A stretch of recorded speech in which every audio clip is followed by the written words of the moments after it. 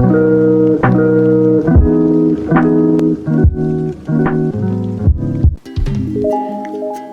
day to you who are listening and watching this video. I am Trejime Paraiso from Bachelor of Technology and Livelihood Education, Set A.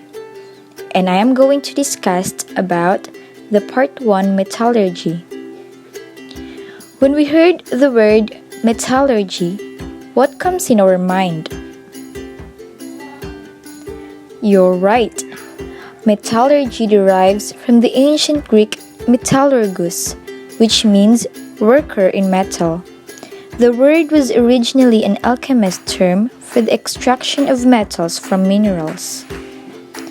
From the root word itself, metal derives from the Greek word metallion, which means mine, quarry or metal, is a material that when freshly prepared, polished, or fractured, shows a lustrous appearance and give them certain desired shapes or properties, while the ending -ergy signifying a process, especially manufacturing.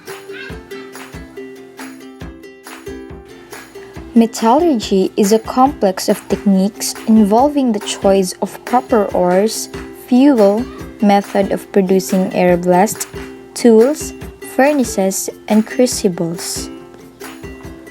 Many of the techniques used in quarrying and dressing stone were made possible only through the development of metallurgy.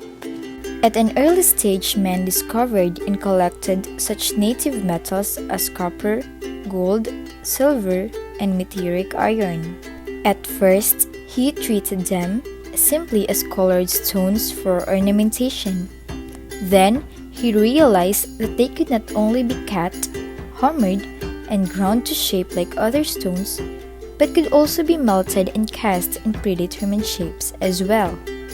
The Bronze Age, which lasted from about 3000 BC until about 1000 BC, in Egypt and Mesopotamia, used a metallurgy depending on two processes. Mainly on casting is a process in which a liquid metal is somehow delivered into a mold that contains a negative impression of the intended shape, and alloying, or a process in which two or more metal elements are melted together in a precise combination to form a specific material or alloy. The later coming of iron meant the mastering of a completely new set of techniques. For the smelting of iron ores did not yield a molten metal, but rather a spongy mass of slag and droplets of iron, later called a bloom. This, in turn, had to be reheated and hammered for some length of time to expel impurities and produce a compact mass of wrought iron. This substance had the properties of a metal, though its melting point was too high for the metallurgical furnaces in use in those days. Even though wrought iron was inferior to good bronze for most purposes, by heating it in a charcoal fire and hammering, the surface could be made to absorb carbon particles and take on the properties of steel. Overall, metallurgy is very important for making tools and weapons as an advancement of the late tools used, such as wood and stone. In some words, it helps to develop tools and weapons more efficient and durable.